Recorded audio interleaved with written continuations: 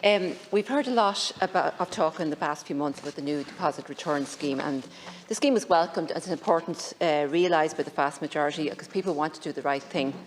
However, the Minister or the company return tasked with rolling out the scheme did not do the right thing by disabled people. In 2018, Ireland ratified the UN CRPD, and Article 4.3 of that convention states that consultation with disabled people and the representative organisations, DPOs, should take place in relation to all government or public body schemes or programmes. Now, I know of one organisation who was consulted a number of months ago by the company and told that we'll be back to them for consultation, but no follow-up was done. I'm not aware of any other consultation with any organisations or individuals. And I think it's pretty obvious that there was no consultation, because I'm not sure if you've used the machines as yet, Minister, but I did for the first time at the weekend. And the place where you insert the bottles and cans are at my eye level. So the machines are too high for wheelchair users to reach either where you insert the bottles and cans or to where you receive the receipt for what you have put in. There are also no braille markings or raised areas on the logo to make them readable for blind people or people with visual impairments. And many people who do not have access to transport and who have mobility issues and who order their shopping online and have it delivered are being charged 15 cents or 25 cents, the same as the rest of us, but they cannot return the items to retrieve their deposit. And to quote an advocate, the newly introduced deposit return scheme is effectively a stealth tax on people with disabilities who are unable to return the containers. So how can an online shopper with a disability who is unable to get to one of the shops equipped with the machines recoup the additional expense? One of the people who has engaged with me on this topic told me that there is a boil water notice in place for the last 9 months where she lives. So she has no option but to buy bottled water. So she will now pay 25 cents extra per bottle with no way of recouping that. The Minister says that the only people who will pay more are those who will not bring back the bottles. But there was no thought for those who cannot bring back the bottles. Anyone with a disability who does not drive or is not able to bring their bottles or cans back will be charged and yet not be able to recoup the money. Setting up an accessibility consultation group to review issues such as these is not good enough. This shows that there was a complete lack of consultation with disabled people's organisations or disabled individuals prior to the launch of the scheme. Or if there was, it was simply a box-ticking exercise and the concerns of the DPOs and disabled individuals were simply ignored. In 2018, Greenpeace, the environmental NGO, stated, "As we move to rid our oceans, beaches and parks of unnecessary single-use plastics, disabled people should not be used as a scapegoat by large corporations or governments who are unwilling to push suppliers and manufacturers to produce a better solution." At committee stage of the Circular Economy, Waste Management Amendments and Minerals Development Amendment Bill of 2022, the Minister did not accept an amendment that would have allowed the Minister to make regulations to exclude an environmental levy charge on customers for certain single-use items where those items are required by that person due to disability.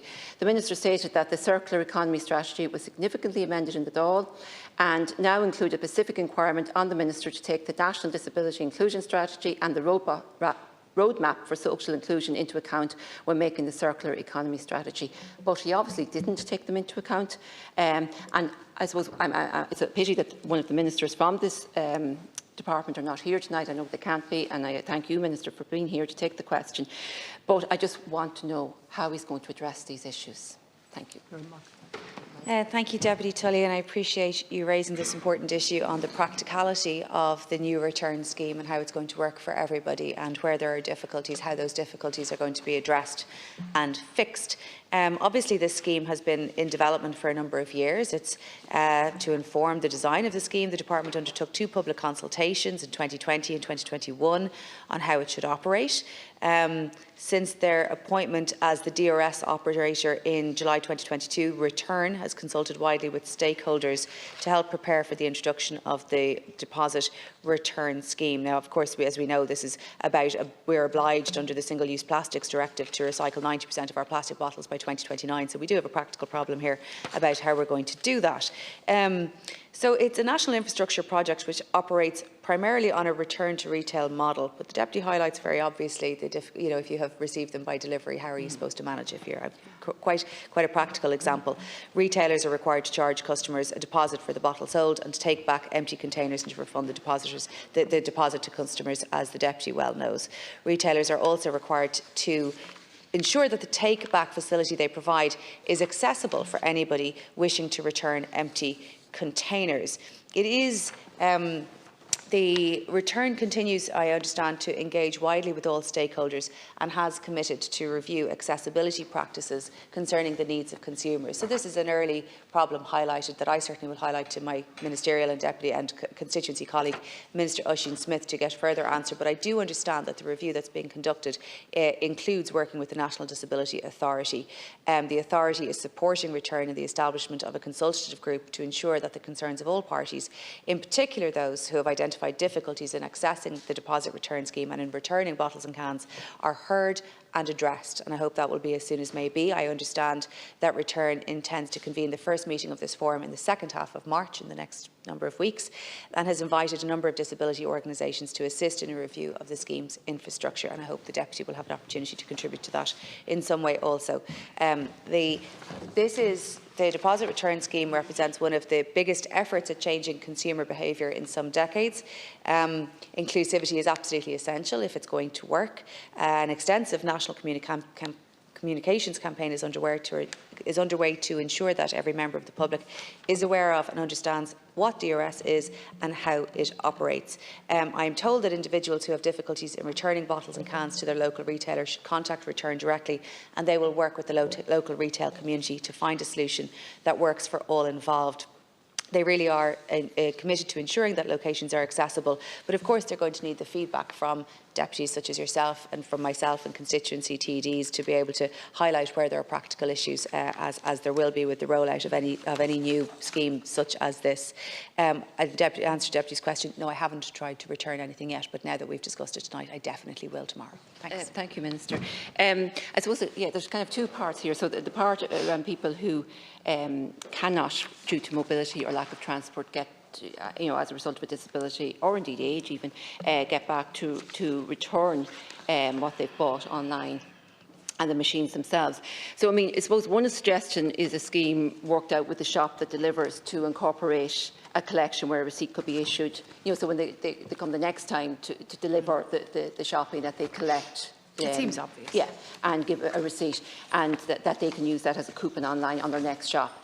Or another suggested to me was that a register of those who cannot return their bottles and cans could be drawn up, and a collection organised on a regular basis, receipt issued, and then the people will be able to submit that receipt to revenue for reimbursement, similarly to how receipts for petrol and diesel under the disabled driver and disabled passenger scheme are submitted and be funded. So I do think that one can be resolved by Return working with the shopping, the different various shops and so forth. There is precedent of these types of schemes in other European jurisdictions. I'm told that the scheme in Denmark has been in operation successfully for 20 years, and that they operate something like the revenue return, that you issue your receipt to revenue, something on that line, and get your money back.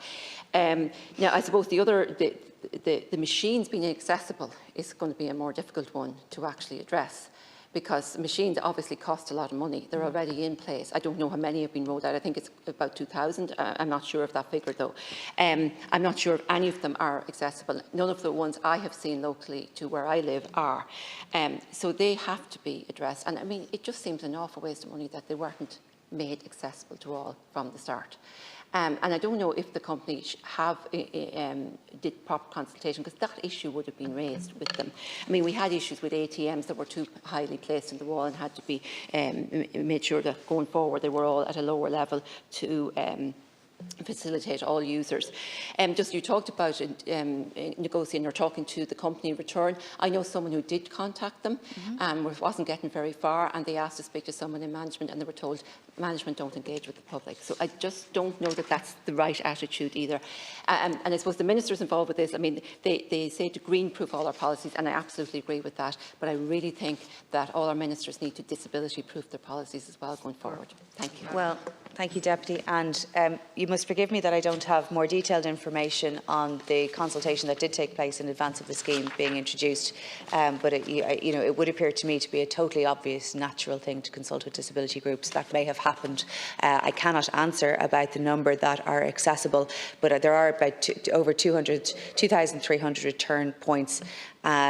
operational from the 1st of February, and the vast majority of those are automated collection, 2,000, nearly 200 of them, and some retailers have operated for a manual over-the-counter collection system.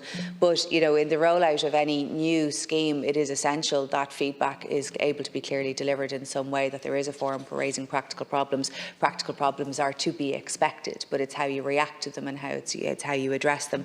So I do hope that Return, who I'm sure they're not staying up late watching this tonight, but that it's very clear that there's an expectation by constituency TDs that where practical problems are raised with them, that there's a mechanism found to respond, identify, log that and find ways to solve it. Because if we are going to try to change consumer behaviour to have people really engage in this, and people buy their goods in different ways, some by delivery, they don't ever go near the shops, and how are they going to really engage, rather than it simply just putting up the cost but actually change consumer behaviour, it is going to have to respond to the needs of people and their behaviours and their habits. So I do thank the Deputy for raising this very practical question tonight. It's a very, very important part of our environmental policy, and I'm glad that everybody is supportive of it.